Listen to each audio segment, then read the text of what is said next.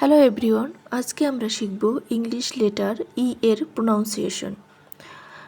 এই ভিডিওতে আমরা দেখব ই কখন ই এর মতো সাউন্ড করে, আবার কখন সাইলেন্ট থাকে, আবার কখনো এটি বাংলা হ্রস্ব এর মতো সাউন্ড করে।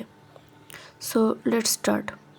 In most cases the letter E sounds like E. এটাকে আমরা বাংলা এ এর মতো উচ্চারণ করে থাকি। For example, bed, pen, get, red. So remember, most of the time E sounds like E. এখন আসি সাইলেন্ট ই নিয়ে। যখন কোনো ওয়ার্ডের শেষে ই থাকে তখন বেশিরভাগ সময় ই সাইলেন্ট হয় এবং এই ই তার পূর্ববর্তী ভায়োলকে লং সাউন্ড দীর্ঘয়িত করে।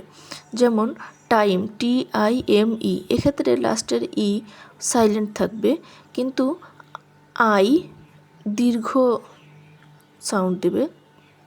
I, time, time. এখন দেখি ডাবল ই।